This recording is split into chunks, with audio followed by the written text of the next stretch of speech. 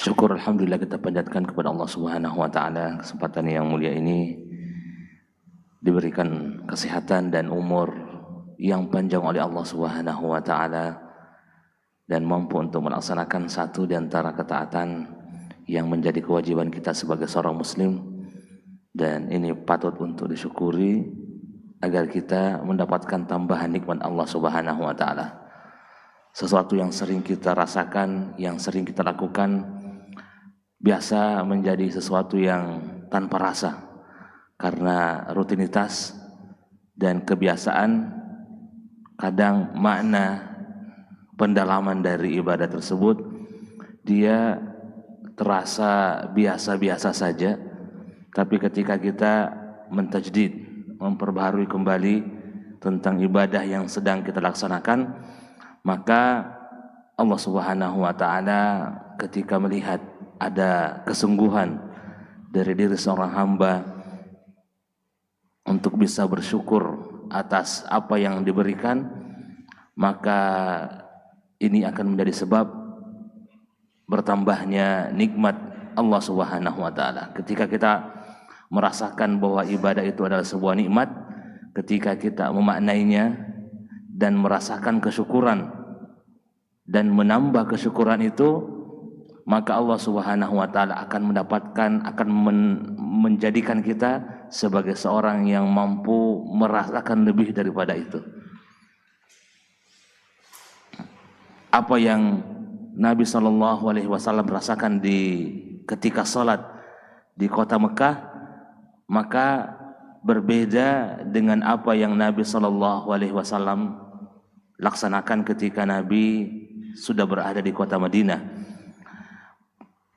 Nabi SAW ketika di Mekah, apa yang beliau pahami dari agama ini ditambahkan oleh Allah Subhanahu wa taala ketika sudah masuk pada fase Madinah. Tentu salat yang beliau rasakan, ibadah yang beliau rasakan ketika masih di Mekah itu sangat jauh berbeda dengan apa yang beliau rasakan ketika di Madinah. Karena ada penambahan ilmu, ada penambahan rasa syukur, ada penambahan dari berbagai sisi. Dan beginilah ketika kita beribadah dan ketika kita belajar dan itu sudah melewati beberapa fase, maka seharusnya dan sepantasnya rasa syukur itu akan terus bertambah, dan rasa syukur itu harusnya kelihatan di dalam diri seorang muslim. Nabi ketika ditanya oleh Aisyah, radhiyallahu anha, kenapa sampai mau berdiri salat di malam hari hatta tawarramat qadamah, sampai Aisyah mengatakan sampai mulai kelihatan bengkak kaki Nabi sallallahu alaihi wasallam, terlalu lama berdiri dalam salat. Apa sebenarnya yang Nabi inginkan dari lama berdiri itu?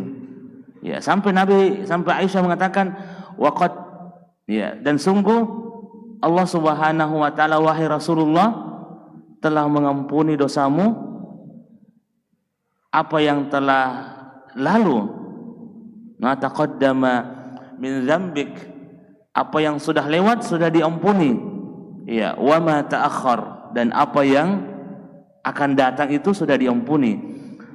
Ya, sebuah jawaban yang membuat pelajaran penting buat penanya Aisyah radhiyallahu anha dan kita semua sebagai umat Rasulullah sallallahu alaihi wasallam adalah, afala akunu abdan syakura, apakah saya ini tidak boleh menjadi hamba yang banyak bersyukur?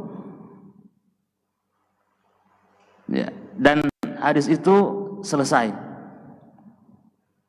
Ya, kalau kita melihat, ya, ayat yang turun tentang dosa Nabi yang diampuni oleh Allah Subhanahu wa taala, baik yang sudah lewat ataupun yang akan datang, ayat ini turun ketika Nabi SAW pada bulan Dzulqa'dah di tahun ke-6 Hijriah, yang nantinya menjadi kisah perjanjian Hudaybiyah. Ya, di akhir tahun ke-6 di bulan Dzulqa'dah, Nabi ketika itu ingin melakukan umroh bersama sahabatnya karena ada kerinduan yang tidak bisa ditutupi.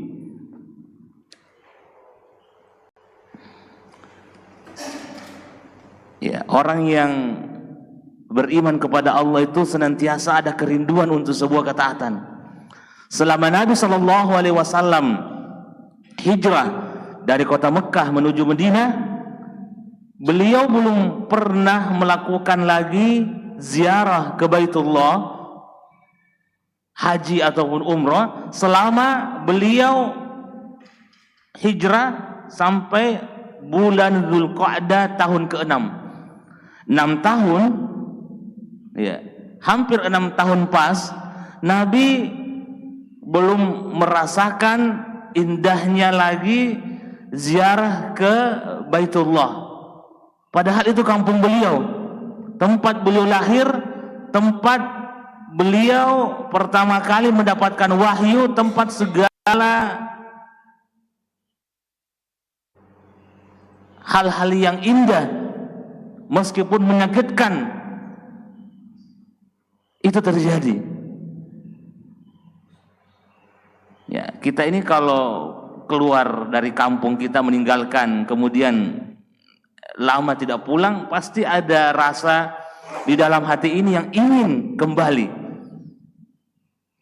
Kalau sudah lama pergi meninggalkan kampungnya, habitat asalnya, ya maka ya di sini terasa sekali. Nabi sampai ketika Nabi SAW ya sebelum umroh pun tahun ke-6 itu, ya Nabi selalu memandangkan, sebelum kasus itu Nabi selalu mengangkat pandangannya ke langit. Ya. Qad nara taqalluba wajhika fis sama. Nabi senantiasa memandang kapan ya ada wahyu turun. Ya. Apa yang Nabi inginkan, ada rasa rindu, ada rasa di mana ini kiblat, ya istilahnya kerinduan kepada kampung beliau, Makkah Al-Mukarramah.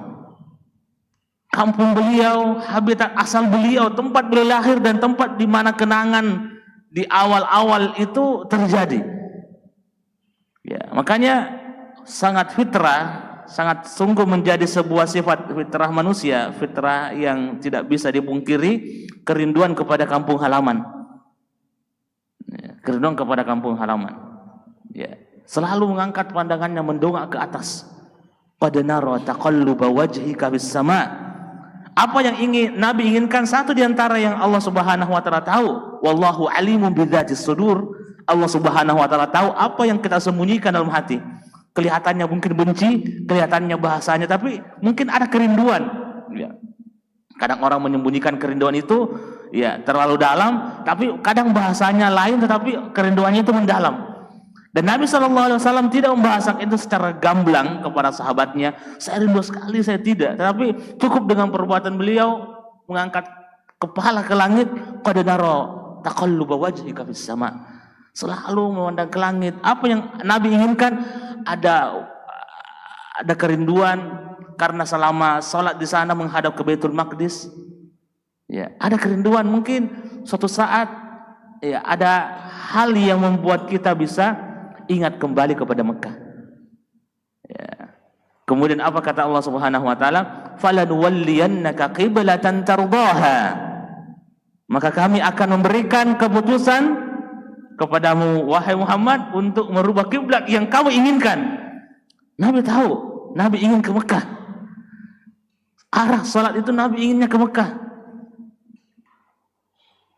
Ya, makanya proses pemindahan kiblat ya yang kemudian dalam beberapa kisah sahabat ya setelah turun wahyu itu ya artinya apa? Ada kerinduan untuk ke sana. Ya, nanti kemudian bisa diberikan kesempatan untuk menginjakkan kaki lagi di kota Mekah pada tahun ke-6 Hijriah, bulan Dzulqa'dah, Nabi mempersiapkan sahabatnya untuk melaksanakan umroh, tapi tentu kisahnya kita tahu bersama, perjanjian Hudaybiyah itu karena mau umroh itu. Nabi bersama sahabatnya ingin masuk ke Mekah, tapi ditahan oleh pasukan dan orang-orang Quraisy, ditahan di tempat yang bernama Hudaybiyah. Nah, ini adalah batas tanah haram yang paling jauh, sekitar 30 km dari Ka'bah, dari Masjidil Haram. Itu yang batas haram yang paling jauh. Ini adalah tempat jalur haji dari Jeddah yang biasa dipakai oleh jamaah haji kita dulu. Ini dulu. Setelah itu ada perubahan jalan dengan jalan yang baru.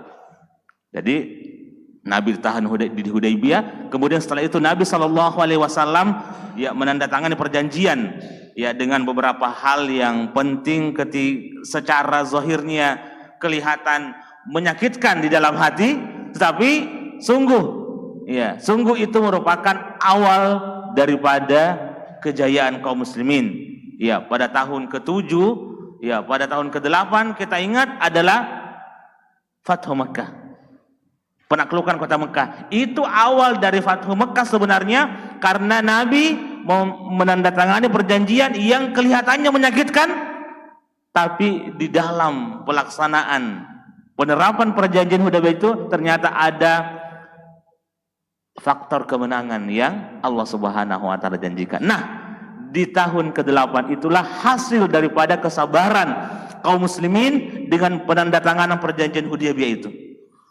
Itulah asalnya, kesabaran mereka menandatangani dan taat kepada perjanjian itu. Ya. Nah, tahukah kita bahwa turunnya ayat Inna fatahna laka fatham mubina liyaghfira laka Allahu ma taqaddama min dzambika wa ma ta'akhkhar. Ini surat Al-Fath di juz ke-26 itu. Ini turunnya setelah perjanjian Hudaybiyah. Ini turunnya setelah perjanjian Hudaybiyah. Jadi setelah Nabi menandatangani, kemudian Nabi tahallul karena tidak jadi, orang sudah pakaian ihram, tidak jadi masuk ke dalam, jadi mereka masuk dalam hukum ihsar, dihalangi masuk ke dalam tanah haram. Akhirnya Nabi bertahallul. Bagaimana cara tahallulnya? Menyembelih binatang yang dibawa dan mencukur rambut sampai bersih. Kemudian setelah itu balik ke kota Madinah. Kita bisa rasakan bagaimana kecewanya para sahabat Nabi yang ikut bersama itu. Kecewanya Nabi dan kecewanya para sahabat dan istri Nabi yang membersamai ketika itu Ummu Salamah. Ya, Ummu Salamah. Kekecewanya sahabat sampai bagaimana kekecewanya mereka ketika Nabi SAW menyuruh untuk menyembelih, menyuruh untuk bertahallul, sahabat diam semua. Depan kita ini tanah haram, kampung kita yang kita tinggalkan, kita ditahan, dan Nabi menandatangani perjanjian yang berat buat sahabat, disuruh pulang, nanti boleh umroh tahun berikutnya. Ya, ada kaum muslimin yang di kota Mekah itu tidak boleh dikembalikan ke ibu kota Islam ketika itu di Madinah, dan orang-orang kafir yang ada dan orang-orang kafir itu yang ingin dan mereka berada di kota Madinah dan ingin bergabung dengan orang-orang kafir itu mereka tidak boleh dihalangi. Tapi kaum muslimin yang mau keluar itu tidak boleh, menyakitkan perjanjian itu. Makanya Umar sangat mengatakan bahwa apakah kita ini menjadi pengecut setelah kita Islam, karena perjanjiannya sangat merugikan kita. Ya. Tapi kata Abu Bakar, tidak, ini wahyu dari Allah Subhanahu wa taala. Makanya sahabat ketika ditandatangani dan disuruh untuk tahallul, semuanya diam. Bukan berarti mereka tidak menerima perintah Rasul, tapi ada kekecewaan berat di dalam hati ini. Kenapa kodong kita ini harus pulang? 6 tahun kita menunggu, hampir 6 tahun kita menunggu untuk kembali ke kampung, untuk bisa sholat di Mekah, bisa tawaf di Ka'bah. Kenapa kita ini harus pulang? Kekecewaan itu sangat terbaca di wajah para sahabat. Nabi menyuruh mereka untuk tahallul, tidak ada yang mau bergerak. Akhirnya Nabi juga kayak kehabisan akal. Bagaimana cara sahabat ini bisa tahallul dan mendengarkan perintah Nabi? Apakah para sahabat tidak bermaksiat kepada Rasul? Tidak, mereka sedang tidak bermaksiat. Cuma ada rasa berat di sini. Berat rasa meninggalkan tempat yang 1 minggu mungkin perjalanan ke sana. Sampai di sana kita harus dihinakan dengan perjanjian Hudaybiyah yang luar biasa. Beratnya buat mereka. Dan kita pulang. Berat. Ya, tapi ini manusia. Ya, sahabat juga manusia. Ada rasa beratnya juga. Ya, karena kerinduan yang terlalu dalam. Akhirnya Nabi kembali ke tenda beliau, bertemu dengan Ummu Salamah yang ketika itu mendapatkan giliran untuk menemani Nabi dalam safar. Ya, akhirnya Nabi bertanya kepada istrinya, "Wahai Ummu Salamah, apa yang kita bisa lakukan ini? Kita harus pulang." Tapi para sahabat tidak ada yang mendengarkan apa yang saya perintahkan. Apa kata Ummu Salamah? Dan inilah pentingnya, ya. Disinilah pentingnya seorang istri yang salihah. Ya. Tidak mengompori. Istri yang salihah tidak memberikan usulan yang mengeruhkan suasana, tapi memberikan sebuah usulan yang menjadi jalan keluar bagi sebuah permasalahan. Jadi kadang Nabi SAW seorang paling pintar, yang paling berakal di dunia ini, tapi dalam permasalahan ini kadang beliau juga kehilangan akal. Tapi ternyata itulah yang disempurnakan oleh seorang perempuan. Ya, makanya orang kalau menikah biasanya menyempurnakan agama. Ya, Masya Allah. Satu diantaranya ini, Nabi yang paling berakal, ternyata beliau disempurnakan oleh seorang perempuan yang bernama Ummu Salamah. Dengan apa usulan beliau? Ya Rasulullah, keluar Ki, ambil sendiri alat untuk menyembelih, silahkan lakukan sendiri, tanpa memerintahkan sahabat. Nabi keluar dari tenda membawa alat yang tajam untuk menahar, menusuk unta di bagian leher bawahnya sini, ditusuk sendiri.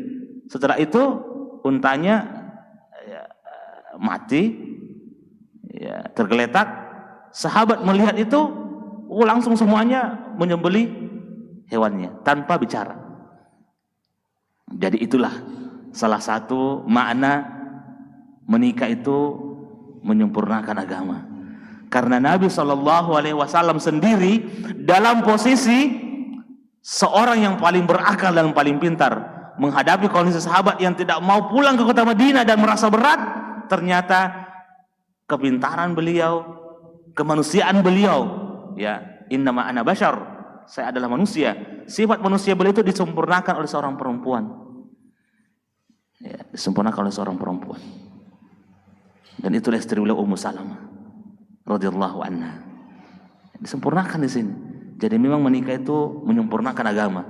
Ya, satu di antara kasusnya kita bisa lihat dari kisah Ummu Salamah yang memberikan masukan di posisi genting di mana susah untuk menggerakkan sahabat agar bisa, karena bukan mereka bermaksiat, tapi ya ada perasaan di sini yang berat. Kenapa bisa kita pulang? Sudah berjuang lama, kita menunggu 6 tahun, hampir 6 tahun. Ini kampung kami, rumah kami masih ada di sana. Disuruh pulang ke Madinah. Nah, disitulah setelah disembeli, semua sahabat berlomba-lomba untuk menyembeli. Kemudian Nabi bertahallul, menyuruh salah seorang sahabat, kalau tidak salah Abu Ayyub, yang menyembeli yang mencukur rambut beliau, dan rambut beliau ketika itu ya tidak ada yang jatuh ke tanah. Semua rambut Nabi yang dicukur tidak ada yang sampai ke tanah. Semuanya ditadah oleh sahabat untuk apa? Untuk diambil dan dijadikan sebagai tabarruk, untuk keberkahan mereka. Itu kalau asli barangnya. Ya. Rambutnya Nabi memang tidak ada yang jatuh ke tanah, tidak ada yang hilang. Semua diambil oleh sahabat untuk dijadikan sebagai tabarruk. Nah, itu boleh dan itu disyariatkan ketika itu benda yang asli dari Nabi SAW. Nah, setelah kejadian itu barulah mereka pulang. Nah, di tengah perjalanan pulang ini turunlah surat Inna fatahna laka fathan mubina. Sungguh, ya bayangkan, Allah Subhanahu wa taala mengatakan inna, wahai Nabi, sungguh kami fatahna laka, akan memberikan kepadamu sesuatu yang besar. Ada fath, ya, ada penaklukan. Nabi belum tahu penaklukan apa, ada kemenangan apa yang besar yang Allah berikan. Ternyata janjinya itu 2 tahun ke depan. Janji itu 2 tahun.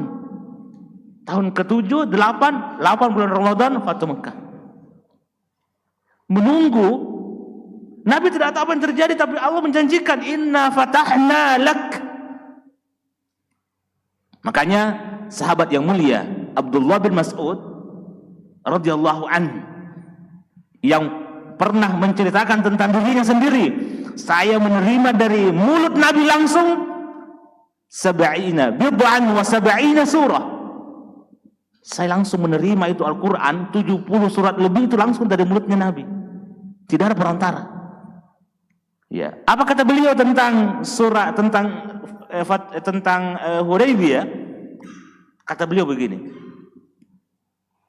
kuntum antum ta'udduna al-fatha, ya kalian kebanyakan kita menganggap penaklukan atau fath yang dimaksud adalah Fathu Mekah. Kebanyakan kita pahami itu. Wa kunna na'uddul fath, dan kami para sahabat Nabi menganggap dan melihat secara langsung bahwa yang dimaksud dengan penaklukan, kemenangan, fath, inna fatahna laka fatham mubina, yang dimaksud itu buat kami yang melihat kejadiannya langsung bukan Fathu Mekah yang maksud, tapi yang dimaksud dengan fathan mubina, penaklukan dan kemenangan besar adalah perjanjian Hudaybiyah. Kenapa? Kami mampu mengekang jiwa kami untuk tidak berontak di hadapan sebuah perjanjian yang nyata-nyata merugikan kami. Tapi kesabaran yang para sahabat tunjukkan untuk menerima seluruh konsekuensi perjanjian Hudaybiyah yang secara zahir merugikan kita sebenarnya. Ya, tapi justru Allah Subhanahu wa taala menyelipkan pesan-pesan penting di dalam surat Al-Fath itu, bahwa akan ada kemenangan besar ketika kita taat kepada Rasul, ketika kita menerima apa yang Rasulullah sallallahu alaihi wasallam berikan kepada kita. Kelihatan merugikan, tapi pesannya Rasul sallallahu alaihi wasallam itu tidak akan pernah mengecewakan. Meskipun mungkin lama baru bisa dirasakan. Jadi Fathu Mekah, penaklukan kota Mekah itu nanti terjadi 2 tahun, ya, setelah perjanjian itu. Janji itu baru ada, ya. Nah, setelah mereka pulang, kemudian para sahabat itu melakukan apa yang Nabi SAW perintahkan kepada mereka. Dakwah digencarkan kepada masyarakat di sekeliling kota Madinah, di pinggiran kota Madinah. Kemudian setelah itu banyak yang mulai paham dengan agama ini. Barulah kemudian, ya, jumlah kaum muslimin semakin bertambah. Akhirnya datanglah Fathu Mekah karena kaum musyrikin menolak atau melakukan pelanggaran kepada perjanjian. Ya, jadi kita sabar untuk tidak melanggar perjanjian, tapi justru mereka yang kemudian melanggar perjanjian. Inilah kata Abdullah bin Mas'ud, inilah sebenarnya kemenangan itu. Inilah sebenarnya fathan mubina, penaklukan yang sebenarnya, kemenangan yang sebenarnya ketika kita mampu bersabar bersama Rasulullah dengan apa yang beliau perintahkan. Itulah kemenangan yang sebenarnya. Ya. Dan tentu apa yang Nabi dapatkan dari Allah, liyaghfira lakallahu ma taqaddama min dzambika wa ma ta'akhkhar, semua itu tujuannya apa? Untuk memberikan jaminan ampunan kepada Nabi dosa yang sudah lewat, taqaddam, wa ma ta'akhkhar, dan apa yang akan datang. Itulah kemudian Aisyah mengatakan, ya Rasulullah, artinya ini perkataan panjang, ya, prosesnya lama, ya. Barulah kemudian Aisyah mengatakan, tidak mungkin Aisyah mengatakan laqad ghafarallahu laka ma taqaddama min dzambik, kecuali setelah paham ada ayat yang turun, ada pemberitahuan bahwa Nabi itu diampuni. Di antara nas yang menjelaskan secara sharih jelas bahwa Nabi diampuni dosanya yang sudah lewat itu ayat ini, dan ayat ini turun di akhir tahun ke-6, tidak lama lagi masuk tahun ke-7 Hijriah. Ya, barulah Aisyah mengatakan, kenapa Rasulullah kamu bercapek-capek beribadah sampai bengkak kakimu, tawarrabat qadamah, bengkak kakinya Nabi. Sallallahu Alaihi Wasallam. Ya, tapi satu kata kunci yang Nabi ingin ajarkan kepada kita semua, bahwa Nabi bercita-cita menjadi hamba yang bersyukur. Itulah cita-citanya Nabi. Afala akunu 'abdan syakura? Saya ini hamba, saya punya Rabb. Apakah saya tidak boleh bersyukur kepada Rabb saya? Artinya apa? Dari hijrah sampai tahun ke-6, tahun ke-7, 8, 9, 10. Ya, awal tahun 11 beliau meninggal. Salawatullahi wassalamuhu alaihi. Ini prosesnya tidak lama. Ya, prosesnya tidak lama. Dan Nabi SAW semakin hari semakin bersyukur. Ya, semakin hari semakin bersyukur. Kenapa? Semakin mendapatkan nikmat, dan nikmat terbesar adalah wahyu dari Allah Subhanahu wa taala. Ada wahyu yang turun, itu semakin menambah ibadah, semakin lama berdirinya ketika sholat. Makanya Aisyah mengatakan seperti itu. Ya, apakah harus orang lama berdiri sampai bengkak kakinya? Cuma satu katanya Nabi, afala akunu 'abdan syakura? Ya, apakah saya ini tidak boleh menjadi hamba yang bersyukur? Sudah banyak nikmat yang Allah berikan kepada saya. Nikmat wahyu, nikmat semua apa yang saya dapatkan, semua dari Allah Subhanahu wa taala. Afala akunu 'abdan syakura? Dan inilah jamaah yang sangat berbahagia, bahwa setiap saat kesyukuran kita itu harus ditingkatkan. Kesyukuran kita harus lebih diperdalam lagi ketika kita belajar agama. Ya, semakin ditambah kesyukuran itu, agar nikmat itu tidak hilang dari kita. Ya, kekecewaan itu akan ada. Ya, kekecewaan itu pasti ada. Sebagaimana sahabat juga kecewa dengan keputusan itu, tapi harus dikembalikan. Ya, jangan terlalu lama. Ya, dan Nabi betul-betul memberikan sebuah contoh bahwa oh iya, seperti ini contohnya, dan itu atas apa? Atas dorongan seorang istri. Dan memang perjuangan itu membutuhkan seorang pendamping yang mampu menyempurnakan agama kita. Nabi sendiri tidak bisa berjuang, sendiri nggak bisa. Nabi manusia. Qul innama ana basyarum mithlukum. Saya ini adalah seorang manusia yang sama dengan kalian. Apa kelebihannya Nabi? Yuha ilai, ada wahyu. Tapi bukan sekedar wahyu, ada pendamping juga yang menjadi penguat. Ya. Mungkin masih ada yang belum menikah di sini. Ya, banyak ya. Semoga Allah berikan secepatnya. Sempurnakan agama kita cepat. Nabi sendiri dapat wahyu, harus didampingi dengan istri. Jadi kalau kita di zaman ini yang banyak cobaan, banyak ujian, banyak hal yang membuat hidup ini berat, tidak bisa kuat sendiri, harus ada pendamping. Ya. Ya. Tapi biasa yang semangat mendengar ini yang sudah punya pendamping. Ya. Jadi insya Allah yang belum punya pendamping, ya semoga dipercepat. Ya, karena Nabi sendiri membutuhkan seorang pendamping. Beliau sudah tidak punya qarin, beliau sudah diamankan oleh Allah, sudah dijinakkan. Ya, qarin, masing-masing kita punya qarin. Ya. Tapi qarinnya Nabi sudah dijinakkan. Sudah dijinakkan lagi, datang wahyu lagi, masih butuh pendamping.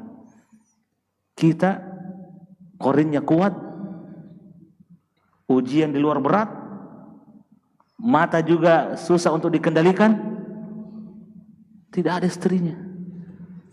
Jadi memang bersegera, ya, karena ujian seperti ini harus membutuhkan pendamping yang kuat, tempat kita membagi keluh kesah, tempat kita saling berdiskusi untuk menguatkan. Ya. Dan Nabi SAW tentu tugasnya berat. Pendampingnya juga tidak boleh satu. Ya, pendampingnya tidak boleh satu. Jadi kalau tugasnya berat di sini, pendampingnya tidak boleh satu. Ya, kalau tugas-tugas kita berat memang harus punya banyak tempat untuk diskusi. Ya, Nabi SAW ketika kita melihat kehidupan beliau, maka banyak maslahat. Ya, tentu para ulama kita ketika menyebutkan Nabi menikah dengan beberapa kali, ini punya maslahat dakwah. Ya, punya maslahat dakwah. Karena pikirannya Nabi bukan untuk diri sendiri, tapi pikirannya untuk kemaslahatan umat. Ya. Dan sifatnya Nabi itu Allah ceritakan. Laqad ja'akum rasulun min anfusikum azizun 'alaihi ma 'anittum harisun 'alaikum bil mu'minina raufur rahim. Ini surah At-Taubah. Akhir surat At-Taubah ini. Dan kata para ulama kita, di antara surat-surat yang terakhir turun, ya, di antara surat-surat yang terakhir turun, bukan berarti yang paling terakhir, tapi di antara surat yang paling terakhir turun adalah surat At-Taubah. Ya, ini kan surat dibacakan oleh Abu Bakar di haji tahun ke-9. Karena ketika tahun ke-8 setelah menaklukkan kota Mekah, Nabi SAW mengurus kembali administrasi kota Mekah. Dikembalikan kembali tugas-tugas siapa yang menjadi penanggung jawab. Setelah itu Nabi kembali ke Madinah tahun itu. Nah, tahun ke-9 Nabi memerintahkan Abu Bakar untuk haji bersama sahabat-sahabat yang lain. Ya, di antara yang haji bersama beliau adalah Abu Bakar bersama dengan Abu Hurairah dan juga Ali bin Abi Thalib. Ini ada hadisnya.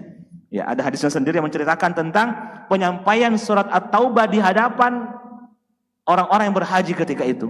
Dan ada pengumuman, ada pesan khusus dari Nabi. Ya, kalau dulu itu ada perintah raja biasa digulung-gulung di kertas. Ada titah. Nanti di sana baru dibuka besar. Pengumuman. Nah, di hadapan orang banyak. Nah, ada pesan khusus dari Nabi kepada Abu Bakar yang haji pada tahun ke-9, dan Nabi tidak berangkat haji ketika itu. Yang bersama beliau adalah banyak sahabat-sahabat senior, di antaranya Ali dan juga Abu Hurairah. Dan yang menceritakan ini Abu Hurairah dalam hadisnya. Ya. Ya. Pesan Abu Hurairah dalam hadis itu, pada tahun ke-9 Nabi SAW memerintahkan kepada kita untuk membacakan apa pesannya?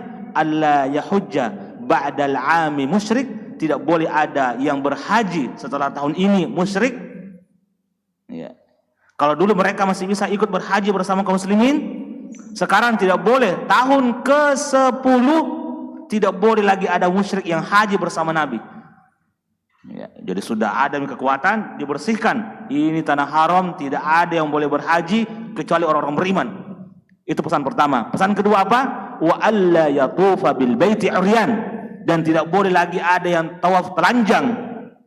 Ada Ustaz yang telanjang? Tawaf di zaman kaum musyrikin itu mereka tawaf banyak yang telanjang. Jadi penampakan Ustaz, iya penampakan. Ya, penampakan tidak bagus. Ya, itu yang diubah oleh dakwah. Ya, dakwah itu mengubah. Bayangkan kesabaran Nabi 6 tahun.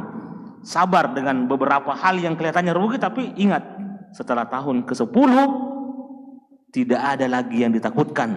Tidak ada lagi orang yang musyrik di kota Mekah yang ingin tawaf, tidak ada lagi semua itu. Nah, dibacakanlah surah At-Taubah di situ. Ya, bara'atun minallahi wa rasulihi ilan nasi yaumal haji.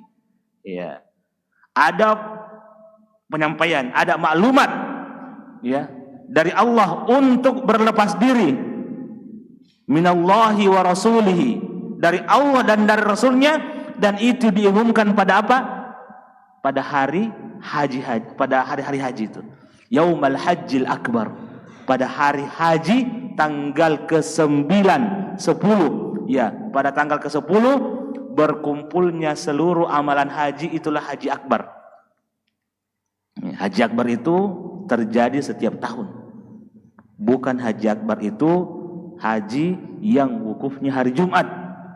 Ya, haji akbar itu selalu ada pada setiap tahunnya, dan itu terjadi karena pada tanggal 10 berkumpul seluruh amalan haji yang besar. Inti manasik haji yang besar-besar itu ada pada tanggal 10. Makanya disebut dengan haji akbar. Makanya Allah mengatakan yaumal hajjil akbar annallaha bari'um minal musyrikin. Ya. Penyampaian pada hari itu adalah tidak boleh lagi ada kaum musyrikin yang berhaji. Tidak boleh lagi ada kaum musyrikin yang ada di kota Mekah. Dibersihkan kota Mekah dari orang-orang musyrik. Luar biasa. Izzatul Islam ketika bersabar dengan tuntunan Nabi dan tetap fokus dengan tujuan berdakwah. Ya, itu fokusnya Nabi, fokus dengan dakwanya, tidak diganggu dengan yang lain. Dakwah jalan terus, apapun yang terjadi, dakwah itu jalan terus, tidak boleh putus. Akhirnya hasilnya, buahnya sangat indah. Ya, nanti berhaji tahun ke-10 Hajatul Wada, setelah itu Nabi pulang, tidak lama meninggal. Masya Allah. Ya, sebuah perjalanan yang luar biasa dari seorang Rasulullah Sallallahu Alaihi Wasallam. Ya, jamaah yang sama berbahagia. Ya, ini kita sampaikan untuk melihat bagaimana proses Nabi bersyukur dengan hadisnya Aisyah radhiyallahu anha dan proses bagaimana seorang pendamping yang mampu menguatkan sekaliber Nabi sekalipun harus dikuatkan dengan seorang istri. Ya, dan juga merupakan sebuah proses ketika Allah Subhanahu wa taala memberikan sebuah aturan yang kelihatannya berat, maka ikuti sampai di ujung akan menjadi sebuah hal yang indah. Dan inilah yang Nabi ajarkan kepada para sahabatnya, dan itu harus dikuatkan dengan bersyukur. Ya, bukan sesuatu yang biasa kita ucapkan saja, mari kita bersyukur kepada Allah. Itu juga masuk. Ajakan untuk bersyukur, ajakan dakwah kepada bersyukur. Tapi kita harus senantiasa menjadikan diri kita pribadi yang betul-betul mampu bersyukur. Kekurangan ya ada, sakit ya pasti ada, finansial ya pasti ada, itu ujian. Ada kekecewaan akan ada. Tapi jangan terlalu lama, karena akan banyak pekerjaan yang datang setelah itu. Banyak pekerjaan yang akan datang dan dikerjakan setelah itu. Jadi hal yang luar biasa dari sekelumit cerita yang kami angkat, ya, pada kesempatan kali ini, ya, yang berkaitan tentang surat Inna Fatahna Laka Fathan Mubina ini semoga menjadi penyemangat, ya, buat kita semua untuk memperbaharui kesyukuran kita dalam menjalani kehidupan seperti yang Nabi Sallallahu Alaihi Wasallam jalani, dan jalannya Nabi adalah jalan dakwah. Iya, jalannya Nabi adalah jalan dakwah, dan kita harus bersyukur di situ karena Nabi mengatakan afala akunu abdan syakura, dan Nabi melalui jalan dakwah itu. Jalan dakwah itu perlu disyukuri. Kalau kita tidak syukuri sebagaimana Nabi mengatakan kepada Aisyah, maka hasil Fathan Mubina, Hajjatul Wada yang menghadirkan 100.000 lebih di ujung, yang tadinya cuma di Baitul Arqam bin Abil Arqam cuma beberapa orang saja, ya dihitung jari, ya itu perjalanan panjang sampai di tahun ke-10 yang berhaji bersama Nabi 100.000 lebih, ya 100.000 lebih. Ya, kalau di bukunya 100.000 lebih sahabat ini, ya kalau di bukunya Ibnu Hajar yang kalau saya tidak salah Al-Isobah, ya beliau menyebutkan sekitar hampir 12.000 sahabat. Artinya apa? Masih ada sekitar 80.000 lebih sahabat yang tidak disebutkan namanya. Kan di buku itu disebutkan namanya siapa, bagaimana biografinya, ada disebutkan saja rojulun dan seterusnya, tapi tidak ditahu siapa namanya. Tapi luar biasa, ya perjuangan Nabi, kesabaran beliau, kesyukuran beliau dengan jalan dakwah ini, yang tadinya cuma berapa saja, akhirnya menjadi ratusan ribu. Kalau sahabat tidak sabar dengan perjanjian Hudaybiyah, tidak akan terjadi Fathan Mubina itu. Ya, tidak akan terjadi kesyukuran yang Nabi contohkan kepada para sahabat dan terkhusus kepada pendamping beliau Aisyah dan kepada yang lain. Ini menjadi sebuah semangat bahwa akan ada janji yang besar yang Nabi akan dapatkan dari Allah Subhanahu wa ta'ala. Ya, inilah barangkali yang bisa kami sampaikan sekelumit tentang tadabbur Inna Fatahna Laka Fathan Mubina, dan semoga menjadi semangat fath, semangat perjuangan yang akan menunjukkan sebuah hasil jika kita sabar bersama jalur perjuangan ini. Kapan hasilnya? Wallahu a'lam. Kita hanya merencanakan target-target, tapi semua itu satu, bersyukur dengan jalan yang kita lalui, bersabar, beribadah. Bersabar dengan ibadah, ya, wasta'inu bis sabri was salah. Ya, wasta'inu bis sabri was salah. Dan sebagai penutup, sebagaimana yang kami sampaikan tadi bahwa surat Taubah adalah surat yang terakhir di antara surat-surat yang terakhir turun di dalam Al-Quran, dan ada sebuah ayat yang di ujung surat tersebut, laqad ja'akum rasulun, sungguh telah datang kepada kalian rasul, seorang rasul, min anfusikum, dari kalian sendiri, bukan dari tempat yang lain, ya, atau dalam qiraah yang lain min anfasikum, rasul yang paling bersih nasabnya, yang paling afdol di antara kalian, min anfusikum atau min anfasikum, azizun alaihi ma'anittum, Nabi itu sangat sedih, sangat berat kalau kalian itu dalam hal yang susah. Jadi Nabi itu senantiasa merasakan kehidupan para sahabat. Kalau sahabatnya susah, Nabi juga merasa susah. Azizun alaihi ma'anittum, Nabi itu senantiasa menempatkan dirinya seperti mereka, sahabat-sahabat itu. Kalau mereka lapar, Nabi juga harus lapar. Kalau sahabatnya sedih, Nabi juga harus sedih. Kenapa? Azizun alaihi ma'anittum. Nabi itu sangat merasakan apa yang sahabat rasakan. Bahkan lebih besar penderitaan Nabi dari apa yang sahabat rasakan. Sedihnya kita cuma 5, sedihnya Nabi 10, 20. Kenapa? Azizun. Sangat berat buat Nabi ketika melihat sahabat dalam kondisi yang susah. Ya, makanya ketika Nabi ikut menggali parit, Nabi juga mengikat batu. Kenapa? Semua orang lapar. Ya, semua orang lapar, tidak ada makanan ketika itu, tapi Nabi mencoba untuk membersama sahabat. Kenapa? Azizun alaihi ma'anittum. Nabi itu senantiasa bersama sahabatnya. Apa yang terjadi itu pula. Pemimpin seperti itu kira-kira merasakan apa yang terjadi dengan bawahan dan orang-orang terdekatnya. Azizun alaihi ma'anittum harisun, ya, sangat ingin kebaikan, ya, harisun alaikum, tapi luar biasa, bil mu'minina raufur rahim. Nabi itu senantiasa berkasih sayang kepada orang-orang beriman. Kasih sayangnya kepada orang beriman luar biasa. Raufur rahim, sangat penyayang kepada orang beriman. Ya, sangat penyayang. Ini adalah ayat-ayat yang terakhir turun dari Al-Qur'an. Ya, karena dia turunnya dibacakan nanti pada tahun ke-9. Ya, meskipun ada lagi surat yang turun setelah itu. Tapi kata para ulama kita sini surat Taubah, surat yang akhir di antara surat-surat yang terakhir turun. Artinya apa? Apa yang ada dalam surat Taubah ini, ya, mungkin akan banyak menasakh. Ya, akan menghapus beberapa hukum. Ya, kan begitu kalau hukum nasikh mansukh. Nasikh itu menghapus, mansukh itu yang dihapus. Artinya yang terakhir menghapus yang lebih dulu. Artinya banyak yang tidak dihapus di dalam surah ini. Dan di dalam surah ini kemudian menceritakan tentang orang-orang munafik. Ya, kata para ulama kita, kalau mau kita tahu sifatnya orang munafik, silahkan kita baca surat At-Taubah. Allah akan menceritakan siapa sebenarnya orang munafik. Ada di situ. Di dalam surat Taubah. Sifatnya orang munafik, cari ke surat Taubah. Betul ada surah Al-Munafikun, tapi kata para ulama kita, di surah At-Taubah lah dibongkar kedoknya seluruh orang munafik. Kalau mau kita tahu sifatnya orang-orang munafik di surah At-Taubah, baca ki ayat yang ada kata wa minhum. Kalau buka At-Taubah, surah Taubah, dan ada kata wa minhum di awal ayat, itu sifatnya orang munafik.